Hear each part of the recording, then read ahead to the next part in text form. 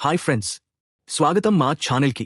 నీవు కొత్తగా ఈ ఛానల్ని చూస్తున్నట్లయితే సబ్స్క్రైబ్ బటన్ని నొక్కి బెల్ ఐకాన్ని ఆన్ చేయడం మర్చిపోవద్దు. ఎందుకంటే మేము ఇలాంటి ఆసక్తికరమైన సమాచార రీతిలో కూడిన వీడియోలను నీకు అందిస్తాం. ఈరోజు మనం ఒక హాట్ టాపిక్ గురించి మాట్లాడబోతున్నాం. అదే వైఎస్ జగన్మోహన్ రెడ్డి మీడియా హోసెస్ను టార్గెట్ చేసిన వివాదాస్పద అంశం. టీవీ5, ఏబిఎన్ ఆంధ్రజ్యోతి, ఈనాడు వంటి ప్రముఖ మీడియా సంస్థలపై జగన్ ప్రేమగా దాడి చేశారని, చట్టపరమైన కేసులు పెట్టారని, ప్రకటనలను నిషేధించారని ఆరోపణలు ఉన్నాయి. ఈ చర్యలు ప్రెస్ ఫ్రీడంపై, మీడియా సెన్సార్షిప్పై పెద్ద ఎత్తున చర్చనీయాంశంగా మారాయి. సో, ఈ వీడియోలో మనం ఈ అంశాన్ని లోతుగా విశ్లేషిద్దాం. రెడీనా? అయితే ప్రారంభిద్దాం. ముందుగా వైఎస్ జగన్మోహన్ రెడ్డి ఎవరో కొంచెం రిఫ్రెష్ చేసుకుందాం. వైఎస్ జగన్ ఆంధ్రప్రదేశ్ మాజీ ముఖ్యమంత్రి, వైఎస్సార్ కాంగ్రెస్ పార్టీ అధ్యక్షుడు మరియు దివంగత ముఖ్యమంత్రి వైఎస్ రాజశేఖర రెడ్డి కుమారుడు. 2009లో కాంగ్రెస్ పార్టీ నుంచి తన రాజకీయ జీవితాన్ని ప్రారంభించిన జగన్, తండ్రి మరిలీ హెలికాప్టర్ ప్రమాదంలో మరణించిన తర్వాత ఓదార్పు యాత్ర చేసి ప్రజల్లోకి వెళ్లారు. కాని కాంగ్రెస్ అధిష్టానంతో విభేదాల కారణంగా 2011లో వైఎస్సార్ కాంగ్రెస్ పార్టీని స్థాపించారు.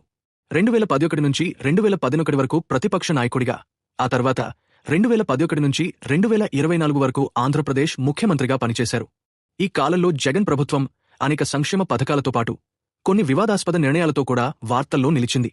అందులో ఒకటి మీడియా హోసెస్పై ఆయన తీసుకున్న చర్యలు. ఇప్పుడు మనం అసలు విషయానికి వద్దాం. వైఎస్ జగన్మోహన్ రెడ్డి ప్రభుత్వం టీవీ5, ఏబిఎన్ ఆంధ్రజ్యోతి, ఈనాడు వంటి మీడియా సంస్థలపై చట్టపరమైన కేసులు పెట్టడం, వాటికి ప్రభుత్వ ప్రకటనలను నిషేధించడం వంటి చర్యలు చేపట్టింది. ఈ చర్యలు ఎందుకు తీసుకున్నారు? ఈ వివాదం ఎలా మొదలైంది? దీని వెనుక రాజకీయ ఉద్దేశాలు ఏమే ఉండవచ్చు? ఈ ప్రశ్నలకు సమాధానాలు తెలుసుకోవడానికి ముందుకు వెళ్దాం. 2011 నాటి వైఎస్సార్ కాంగ్రెస్ పార్టీ స్థాపన నుంచే జగన్ కొన్ని మీడియా సంస్థలతో విభేదాలు ఎదుర్కొన్నారు. ముఖ్యంగా ఈనాడు, ఆంధ్రజ్యోతి, టీవీ5 వంటి సంస్థలు జగన్ ప్రభుత్వంపై విమర్శనాత్మక కథనాలు ప్రచురించాయని, వైఎస్సార్సీపీకి వ్యతిరేకంగా ప్రచారం చేశాయని ఆయన ఆరోపించారు. ఈ సంస్థలను జగన్ తరచూ ఎల్లో మీడియా అని సంబోధించారు. అంటే రాజకీయ ఒత్తిళ్లకు లొంగి తప్పుడు సమాచారాన్ని ప్రచారం చేసే మీడియా అని ఆయన అభిప్రాయం. ఈ విమర్శల నేపథ్యంలో జగన్ ప్రభుత్వం ఈ మీడియా హోసెస్పై కఠిన చర్యలు తీసుకుంది. మొదటగా ఈ మీడియా సంస్థలపై చట్టపరమైన కేసుల గురించి మాట్లాడుకుందాం. 2011 నుంచి 2024 వరకు జగన్ ముఖ్యమంత్రిగా ఉన్న కాలంలో ఈనాడు, ఆంధ్రజ్యోతి, టీవీ5 వంటి సంస్థలపై పలు కేసులు నమోదయ్యాయి. ఈ కేసులు ప్రధానంగా పరువు నష్టం, తప్పుడు వార్తలు ప్రచురించడం వంటి ఆరోపణలపై ఆధారపడి ఉన్నాయి. ఉదాహరణకు 2018లో జగన్ ప్రమాణ స్వీకారం తర్వాత ఈ మీడియా సంస్థలు తమ ప్రదర్శకమైన టెండర్ ప్రక్రియలను వక్రీకరించి దురుద్దేశంతో వార్తలు రాస్తున్నాయని జగన్ హెచ్చరించారు. ఈ సందర్భంలో ఆయన, మా ప్రభుత్వం దురుద్దేశంతో వార్తలు రాస్తే పరువు నష్టం దావా వేస్తాం అని స్పష్టం చేశారు. ఈ హెచ్చరికలు కేవలం మాటలతోనే ఆగలేదు. ఈనాడు, ఆంధ్రజ్యోతిపై ₹100 కోట్ల పరువు నష్టం దావా వేయడం వంటి చర్యలు కూడా చేపట్టారు. ఇక ప్రకటనల నిషేధం విషయానికి వస్తే జగన్ ప్రభుత్వం ఈ మీడియా సంస్థలకు ప్రభుత్వ ప్రకటనలను పూర్తిగా నిలిపివేసింది. ఈ చర్య ఆర్థికంగా ఈ సంస్థలను దెబ్బతీసే ప్రయత్నంగా చూడబడింది. ఎందుకంటే ప్రభుత్వ ప్రకటనలు ఈ మీడియా సంస్థలకు పెద్ద ఆదాయ వనరు. ఈ నిషేధం వల్ల ఈ సంస్థలు ఆర్థిక ఒత్తిడిని ఎదుర్కొన్నాయని, దీనిని ప్రెస్ ఫ్రీడంపై దాడిగా విమర్శకులు అభివర్ణించారు. ఈ చర్యలు జగన్ ప్రభుత్వాన్ని ప్రెస్ స్వేచ్ఛను అణచివేసే ప్రభుత్వంగా చిత్రీకరించాయి. ఇప్పుడు ఈ చర్యలు ప్రెస్ ఫ్రీడంపై ఎలాంటి ప్రభావం చూపాయి? ప్రెస్ ఫ్రీడమ్ అంటే మీడియా సంస్థలు ఎటువంటి ఒత్తిడి లేకుండా స్వతంత్రంగా వార్తలను ప్రచురించే హక్కు. కాని జగన్ ప్రభుత్వం ఈ సంస్థలపై తీసుకున్న చర్యలు ఈ స్వేచ్ఛను హరించాయని విమర్శలు వచ్చాయి. అంతర్జాతీయ మీడియా సంస్థలు, పాత్రికేయ సంఘాలు ఈ చర్యలను సెన్సార్షిప్గా అభివర్ణించాయి. ఉదాహరణకు రిపోర్టర్స్ వితౌట్ బోర్డర్స్ వంటి సంస్థలు ఆంధ్రప్రదేశ్లో ప్రెస్ ఫ్రీడమ్ సూచిక తగ్గుముఖం పట్టినట్లు తమ నివేదికల్లో పేర్కొన్నాయి. ఈ చర్యల వల్ల మీడియా సంస్థలు తమ విమర్శలను తగ్గించుకోవాల్సిన ఒత్తిడి ఎదుర్కొన్నాయని, ఇది ప్రజాస్వామ్యంలో మీడియా పాత్రను బలహీనపరిచిందని విశ్లేషకులు అభిప్రాయపడ్డారు.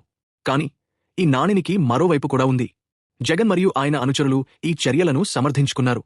వారి వాదన ప్రకారం ఈ మీడియా సంస్థలు తెలుగుదేశం పార్టీకి అనుకూలంగా ప్రవర్తిస్తూ వైఎస్సార్సీపీ ప్రభుత్వాన్ని ఉద్దేశపూర్వకంగా బదనం చేసే వార్తలు ప్రచురించాయి.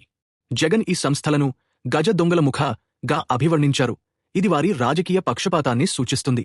అంతేకాదు, సాక్షి టీవీ వంటి వైఎస్సార్సీపీకి అనుకూలమైన మీడియా సంస్థలు ఈ వివాదంలో తమ వైపు నిలబడ్డాయి. ఈ సంస్థలు ఈనాడు, ఆంధ్రజ్యోతి, టీవీ5 వంటి సంస్థలు తప్పుడు ప్రచారం చేస్తున్నాయని, జగన్ చర్యలు సరైనవేనని వాదించాయి.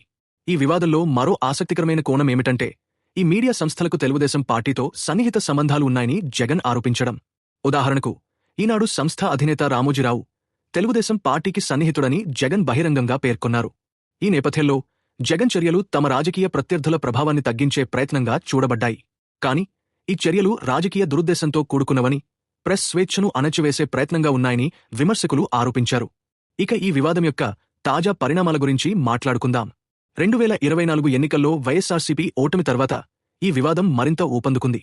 జగన్ తన సొంత నియోజకవర్గం పులివెందులలో ప్రజాదర్బార్ నిర్వహించిన సందర్భంలో ఈ మీడియా సంస్థలు తనపై తప్పుడు వార్తలు ప్రచురించాయని, తన క్యాంప్ ఆఫీసుపై రాళ్ల దాడి జరిగినట్లు అబద్ధపు కథనాలు రాశాయని ఆరోపించారు.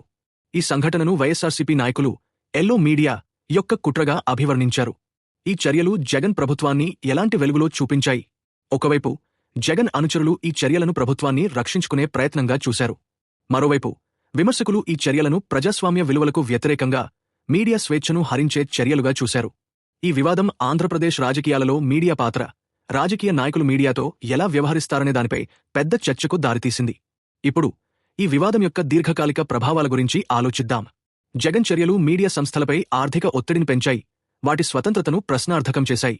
అయితే ఈ చర్యలు జగన్ యొక్క రాజకీయ ఇమేజ్ను కూడా దెబ్బతీశాయి.